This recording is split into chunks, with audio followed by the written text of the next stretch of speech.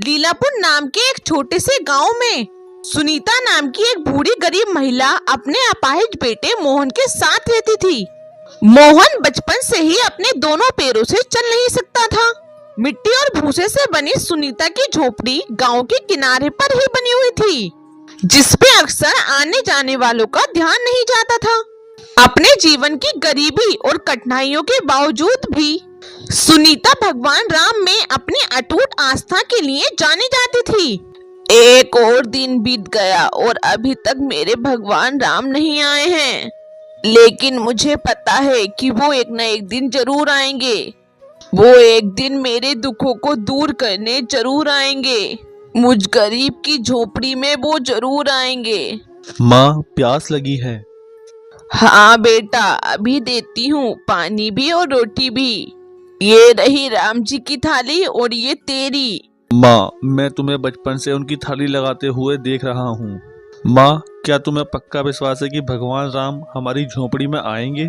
हाँ बेटा, मुझे पूरा विश्वास है, मेरे राम मेरी झोपड़ी में जरूर आएंगे। वो जानते हैं कि मैं उनकी प्रतीक्षा में आंखें बिछाए बैठी हूँ। उन्हें मुझे दर्शन देने आना ही होगा। हर दिन सुनीता अपनी झोपड़ी को साफ करती थी और अपने मिट्टी के बर्तन में चावल और दाल का एक छोटा सा हिस्सा पकाती थी, इस उम्मीद में कि राम जी उससे मिलने आएंगे। उसकी आस्था को लेकर अक्सर गांव वाले उसका मजाक उड़ाते थे, जिनमें गांव का जमींदार भी शामिल था। जब भी वो उस रास्ते से गुजरता, सुनीता को देखकर बहुत हंसता। सुशीला, तुम और तुम्हारी ये कल्पनाएं। जितना मर्जी तुम अपनी टूटी फूटी झोपड़ी को सजा लो, भगवान राम तुम जैसी गरीब बुढ़िया से मिलने नहीं आने वाले। जमींदार साहब, आप जब भी इधर से गुजरते हो मुझसे यही बात कहते हो।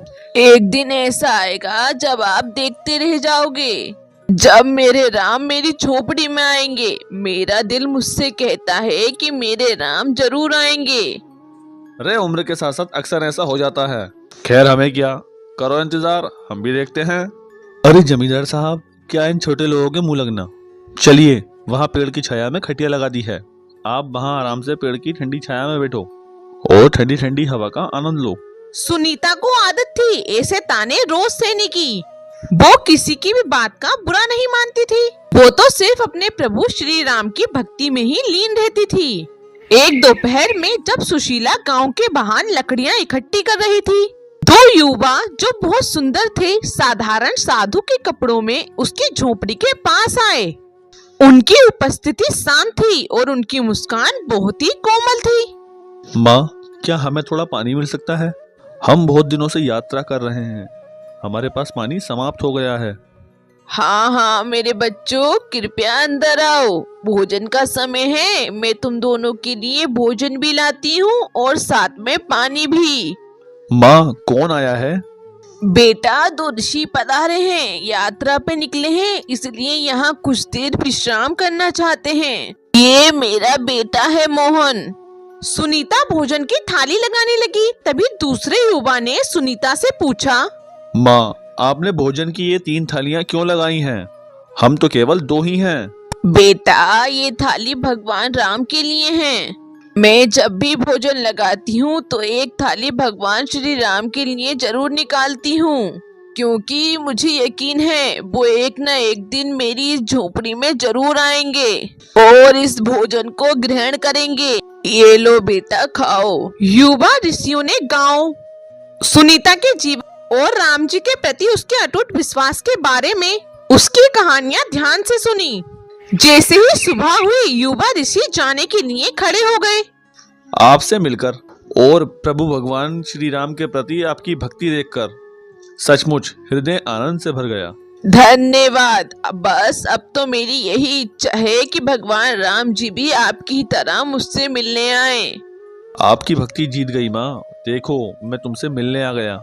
तुम्हारी भक्ति मुझे यहाँ तुम्हारे झोपड़े में खींच लाई।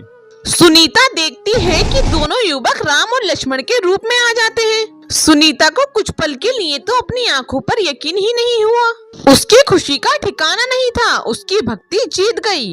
उसे अपने प्रभु श्री राम के दर्शन हो गए। बस माँ, अब दुख के दिन दूर हो गए। अब आपको चिंता की कोई जरूरत नहीं। अब मेरे आशीर्वाद से सब कुछ ठीक हो जाएगा। भगवान श्री राम आशीर्वाद का हाथ उठाते हैं। मदन के पेट ठीक हो जाते हैं और वो उठकर खड़ा हो जाता है। वो भी हाथ जोड़कर भगवान श्री राम और लक्ष्मण के सामने खड़ा हो जाता है। सुनीता की आंखों से आंसू बहते ही जा रहे थे।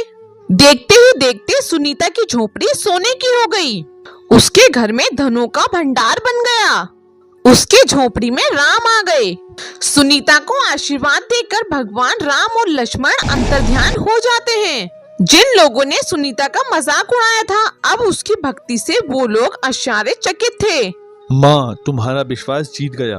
प्रभु श्री राम और लक्ष्मण हमारी कुटिया में आए।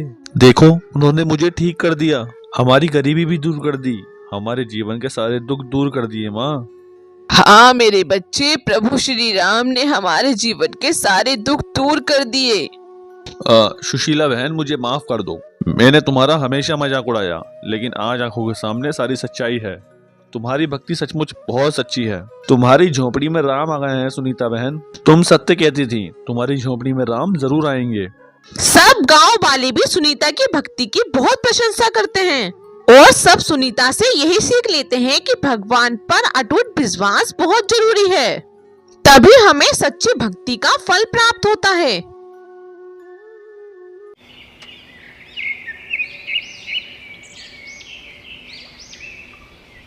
रीना माँ दुर्गा में बहुत विश्वास रखती थी। उसके घर में धन धान्य की कमी नहीं थी, पर उसकी सास स्वभाव की बहुत कंजूस थी। वो अपने लिए तो खूब जी खोल कर खर्च करती, पर कोई दान पुण्य नहीं करती थी। अगर रीना किसी जरूरतमंद को कुछ देने लगे तो वो चिल्ला पड़ती थी, सेब ले लो, मीठे मीठे लाल रसीले सेब ले लो। ओ सेब वाले भैया, ये सेब कैसे लगाए? रीना बहू, ये हाथ में क्या है? माँ जी, वो मैंने अपने लिए 2 रोटी बनाई थी, पर मुझे भूख नहीं है, इसलिए ये 1 रोटी इन बूढ़े बाबा को दे रही हूँ। वो बहुत भूखे दिखाई दे रहे हैं। चुपचाप इन रोटियों को अंदर लेके जाओ। आटा इतना सस्ता नहीं है जो इन भिखारियों को बांटते फिरो। अभी नहीं खानी तो रात को खा लेना गरम करके। पैसों की बचत करना सीखो, ये नहीं कि हमारा हाथ खुला हुआ है, हमारे पास बहुत पैसे हैं तो हम उन्हें उड़ाते फिरें। ला भैया, 2 किलो सेब तोल दे। वैसे तो तू महंगे लगा रहा है, चल कोई बात नहीं, फिर दे दे। ये लो अम्मा जी। कभी कभी रीना का मन बहुत दुखी होता था, क्योंकि घर में पैसे होने के बावजूद भी वो किसी की सहायता नहीं कर पाती थी। माँ, आपको पता है एक नया ग्राहक जुड़ा है, बहुत अच्छी कमाई होगी इस सीजन में। उस ग्राहक को हमारी कंपनी की ड्रेस बहुत पसंद आई है। ये तो बहुत अच्छी बात है सुरेश बेटा, बस तू ऐसे ही बहुत पैसे कमाता जा। घर में पैसे जुड़े होते हैं तो किसी बात की कोई परेशानी नहीं होती, बस काम अच्छा चलता रहना चाहिए। सुरेश का काम अच्छा चल रहा था, कमाई भी बहुत अच्छी हो रही थी। एक दिन रीना की सास अपने आंगन में बैठकर अपने पर्स के नोट गिन रही थी, पर वो बार बार गिनती भूल जाती। एक साधु बाबा द्वार पे खड़े होकर बहुत देर से भिक्षा मांग रहे थे। ये नोट गिनते गिनते तंग आ गई हूँ, ये नोट है या मुसीबत? गिनती ही ठीक नहीं हो रही, ज्यादा पैसा होना भी मुसीबत ही है। माई, बाबा को कुछ दे दो, बहुत भूख लगी है। अरे बाबा, मैं पहले से ही इन रुपयों से बहुत परेशान हूँ, ऊपर से आप परेशान कर रहे हो। जब तक ये नोट मेरे हाथ में है तुम्हें कुछ नहीं मिलेगा, जाओ यहाँ से। तुम पैसों से इतनी परेशान हो, तुम्हें भूखे को भोजन देने का भी समय नहीं है। माई, अगर तुम रुपयों से इतनी ही परेशान हो तो ईश्वर करे तुम्हारी ये परेशानी जल्दी ही दूर हो जाए, फिर किसी भूखे को खाली पेट नहीं लौटाना। रीना की सास का ध्यान अभी भी नोट गिनने पर ही था।